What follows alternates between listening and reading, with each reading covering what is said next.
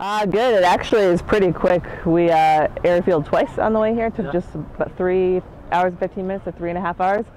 So pretty quick, easy trip. We were in clear airspace the whole way, so no flying close together in the weather, so that's how we like it. Yeah, so I think it'll bring us some challenges. Usually we would have done our site survey at this point, but we're a little delayed today, so we'll actually be doing that tomorrow morning. So none of us have actually seen what the racetrack and the show line is going to look like other than just looking at pictures, imagery that we brief off of. So I think tomorrow we'll have a better idea of the challenges that are going to go with it, but it should offer a unique perspective to the crowd and should be some fun for us as well.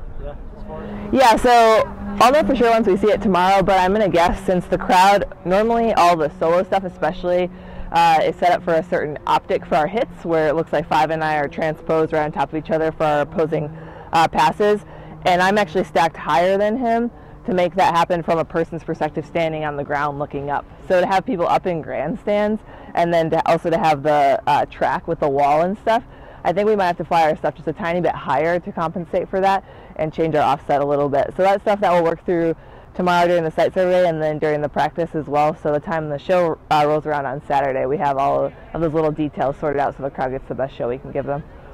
Yeah, for sure. Vertical rolls is my favorite, so that's part of the high show. So hopefully the weather's good this weekend so we get to fly high shows both days. But coming at 150 feet now, we drop our minimums about halfway through the season by a little bit to bring it down once the team is more proficient. So we're down to 150 feet right now. I'll come in at just over 0.9 Mach, so around 0.93, 0.94 Mach, and then pull usually 8 to 8.5 Gs straight into the vertical and then spiral all the way up to 15,000 feet in just a few seconds. So it's a fun maneuver to fly and one of the crowd favorites for sure. Very cool.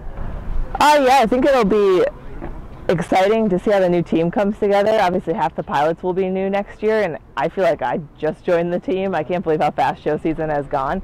So it'll be kind of cool to share my experiences with them, help them, you know, get ready for the next show season, and then kick it off with the Daytona 500 right out the gate next year.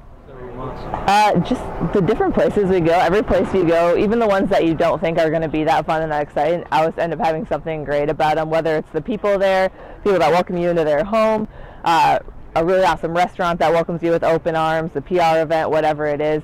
And then you also have the obviously good shows, the beach shows, some cool cities that we've gotten to be to. So I've just really gotten to explore the entire United States. That was fun. So we had us, the Red Arrows, and the Snowbirds. So it was really cool to see all three teams. Plus it's a beautiful location right on Huntington Beach.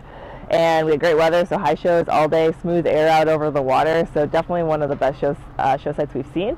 And then it was cool to close it up with the Red Arrows right behind us on that final pass of our show and their last show of the season.